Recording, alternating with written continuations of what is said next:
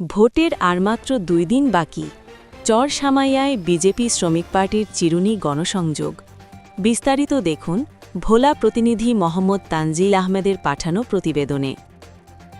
ভোটের সময় যত ঘনিয়ে আসছে ততই জমে উঠছে নির্বাচনী মাঠ। আর মাত্র ২ দিন বাকি। এই সময়কে সামনে রেখে ভোলা সদর উপজেলায় চিরুনি অভিযান চালাচ্ছে বাংলাদেশ জাতীয় পার্টি বিজেপি শ্রমিক পার্টি। এরই অংশ হিসেবে সোমবার ৯ ফেব্রুয়ারি সকাল থেকে দুপুর পর্যন্ত ভোলা সদর উপজেলার ৯ নং চরসামাইয়া ইউনিয়নের ১ ও ২ নং ওয়ার্ডে ধারাবাহিক গণসংযোগ ও লিফলেট বিতরণ করা হয়।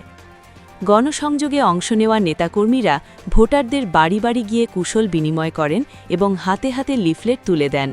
কোথাও দাঁড়িয়ে, কোথাও হাঁটতে হাঁটতেই চলে ভোট, এলাকার সমস্যা ও ভবিষ্যৎ উন্নয়ন নিয়ে আলোচনা।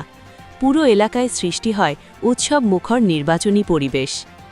এই গণসংযোগ কর্মসূচিতে ভোলা সদর ১ আসনের গরু গাড়ি মার্কার প্রার্থী বাংলাদেশ জাতীয় পার্টি বিজেপির চেয়ারম্যান ব্যারিস্টার আন্দালিব রহমান পার্থের পক্ষে ভোট প্রার্থনা করেন শ্রমিক পার্টির নেতাকর্মীরা।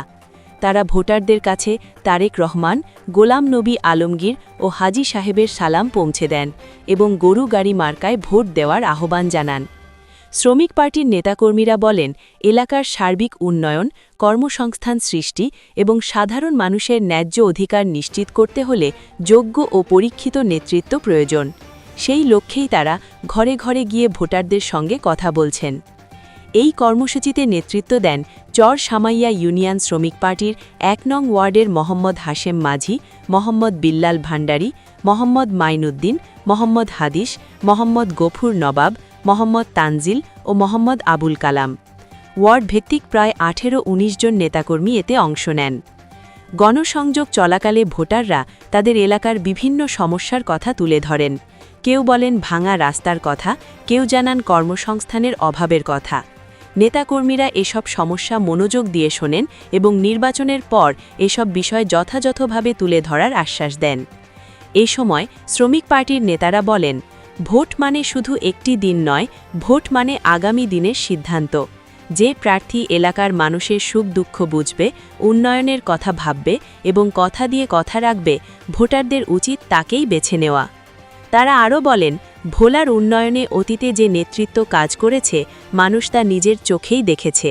সেই ধারাবাহিকতা বজায় রাখতেই ব্যারিস্টার আন্দালিব রহমান পার্থকে সংসদে পাঠানো জরুরি। নেতারা আশাবাদ ব্যক্ত করে বলেন, আমরা বিশ্বাস করি ভোলার মানুষ সঠিক সিদ্ধান্ত নেবেন।